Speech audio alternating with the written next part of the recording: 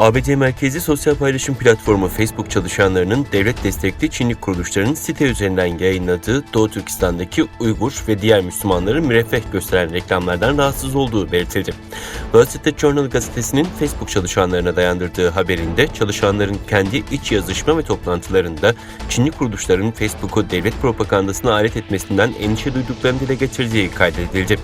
Haberde Çin hükümetiyle Facebook'un 2009'dan bu yana birbirlerine sınırlama getirdikleri ancak buna rağmen Facebook'un Çin'deki dijital reklam gelirlerinin yıllık 5 milyar doların üzerinde olduğu bilgisi paylaşıldı. Facebook en son 24 Mart'ta yaptığı açıklamada Çinli bilgisayar korsanlarının ülke dışında yaşayan Uygur kökenli aktivistler, gazeteciler ve muhalifler hakkında casusluk yapmak için sahte hesaplar üzerinden siber saldırılar düzenlediğini duyurmuştu.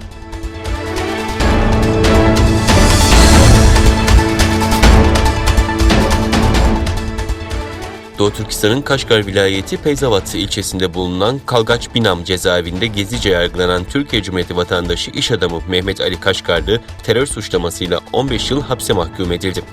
Özgür Asya Radyosu'nda 17 Mart'ta yer alan habere göre iş adamı Mehmet Ali Kaşgarlı'nın sözde terör örgütlerine yardım ve yataklık suçlamasıyla 24 Nisan 2017'de tutuklanarak Temmuz 2017'de 15 yıl hapis cezasına çarptırıldığı ileri sürülüyor. Türkiye Büyükelçiliğine haber verilmeden kaldığı evinde Çin polisleri tarafından alınan Uygur Türk'ü iş adamı Kaşgarlı 15 yıl hapis cezası almasının yanı sıra 74 milyon yen mal varlığına da el konuldu.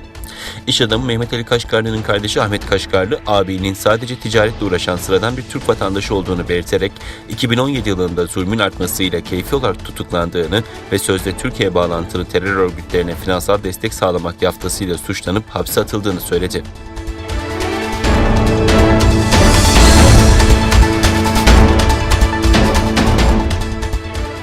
Hindistan, Çin'e Himalayalarda sınır ihtilafının yaşandığı Ladak bölgesinin doğusunda askeri birliklerin geri çekilmesini hızlandırması konusunda çağrıda bulundu.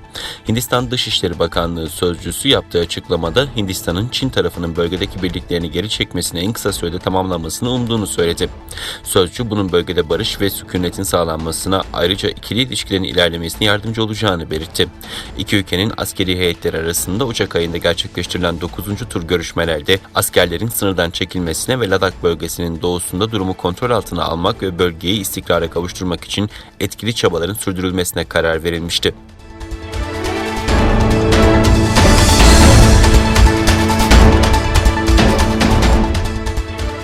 ABD'de bir işçi aracını kongre binası barikatının üzerine sürdü. Olayda saldırganla bir polis memuru hayatını kaybederken bir polis de yaralandı. ABD'nin başkenti Washington'da bulunan kongre binasında 6 Ocak'taki baskının ardından bir kez daha alarm verildi.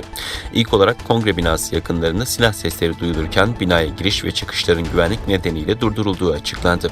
Daha sonra ise binanın kuzey kapısında bulunan araç giriş noktasında bir kişinin aracını barikatın önündeki 2 polis memurunun üzerine sürdüğü bildirildi.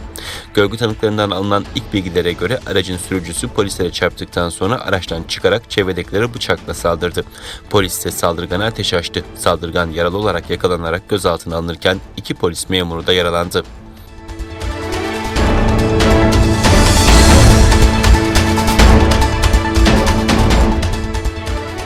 Tayvan'ın doğusundaki Hualien bölgesinde trenin raydan çıkması sonucu 51 kişi öldü, 146 kişi yaralandı.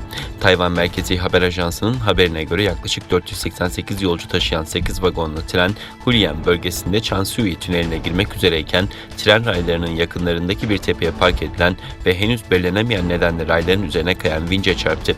Çarpmanın etkisiyle ilk 5 vagonu kontrolden çıkan tren tek şeritli demiryolu tünelinin duvarlarına çarparak durdu.